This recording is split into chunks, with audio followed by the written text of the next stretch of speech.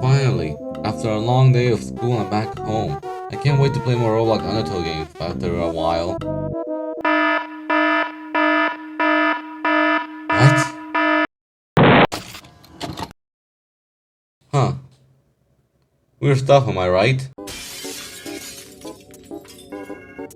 Hope you all enjoyed that mini intro there.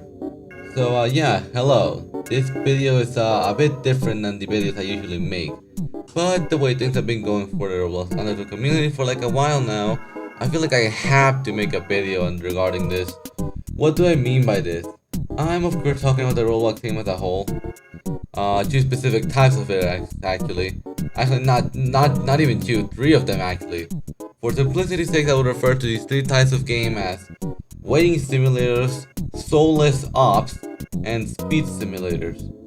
And let me tell you, I'm gonna have some really really strong keywords for the first two in this category.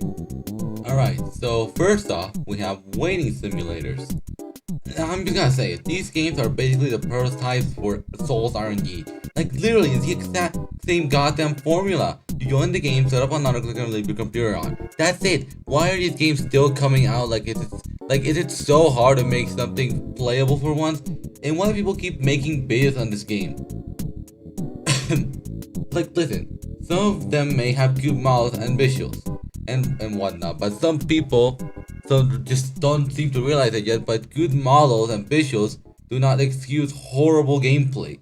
Like, when are you people gonna learn that you can't hide terrible gameplay behind it? We have good models and visuals shield. Like, some of those games could have be so much more if they just want to make it a waiting simulator. But no, you go ahead and make it one anyway. And I can't explain how much these games frustrate me. It's like the equivalent of FNAF 3's development process. Huh?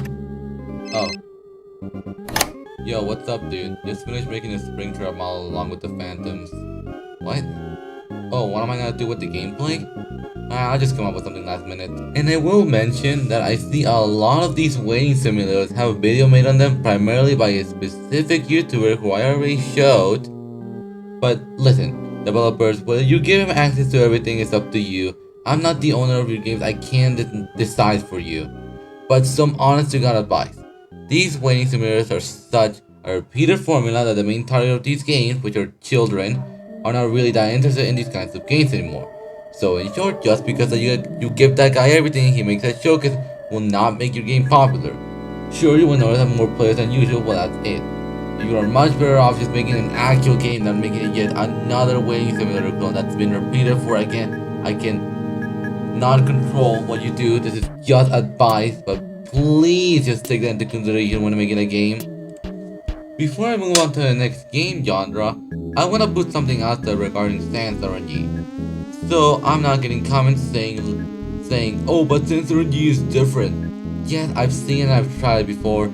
That being said, I think it's neat that you can get more items and weapons from getting really rare things. But at the end of the day, it's still an RNG game. It still forces you to wait for God knows how long. So that being said, despite having more than the average RNG game, it is still mediocre at best.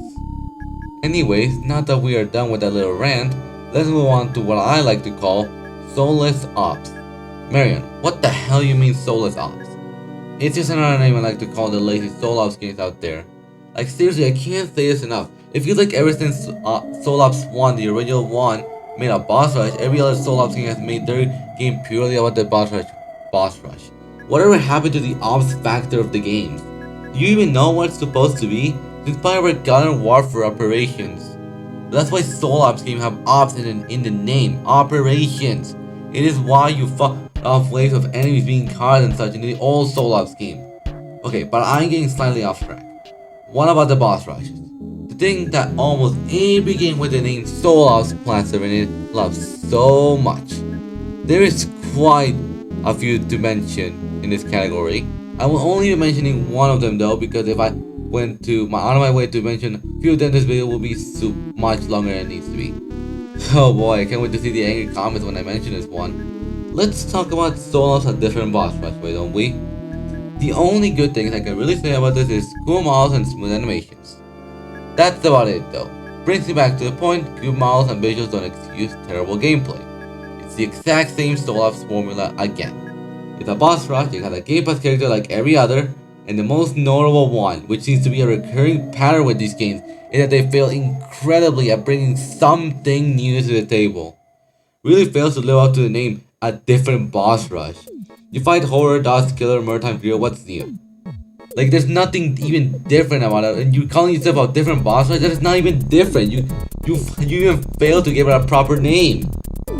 And listen, yeah, I'm aware of Sans funny boss rush, which yeah, it's a boss rush, kind of the same formula, and it's what I'm using for the background gameplay right now. But in the very minimum, they don't blatantly plaster the name Soulless onto it or pretend something different. And funny boss rush is different in minor ways at least. I mean, you have the final job offering you skins for characters you own with your skins that don't affect gameplay in a major way at all.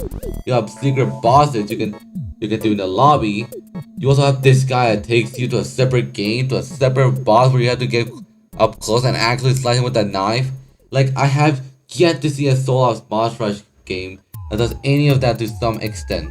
Funny boss rush isn't the best game out there, undertale related, but I will stand by it and say it at least goes out of its way to genuinely try to do things slightly differently. Again, it's not even a big quality issue that's the problem, it's the fact that they could care less about the gameplay. People that keep making these games never try to come up with something different. Like, do you guys not understand the meaning of stale? Like, is that not like, do you not know what the word stale means? Is this your first time hearing about the word stale? Jeez, finally done with this section too. It's time I go on with the final section of this video. That being the speed simulators. I will explain this one more though, since I understand why that will be confusing. For context, Speed Simulator was a simulator game that involved you running around the map collecting ores to go faster. Basically the prototype for what's known as Sonic Speed Simulator. How does this have anything to do with Roblox Undertale games? I'm talking about the collection-based games. You know which one I'm talking about. You know the games that involve you spawning around the map to collect stuff or to use or buy characters. In the very least, I will say that yes, this can fall under being considered a game, but nonetheless, terrible game design. The one I will be talking about this in this category, for an example, is Undertale Timeline Collapse. Same thing with the other two categories. Good models and visuals with horrendous gameplay. The point of the game is spawn in and start running around collecting code or dust or souls or whatever the main currency they have now. How is it? This gameplay is horrendous though? Very simple really. It boils down to you dying as a random guy who's been playing for days still grinding as you barely get to progress in these games at all. I don't need to get into too many details explaining why that is absolutely horrible game design. The only thing I can say they did well is give certain characters requirement to obtain.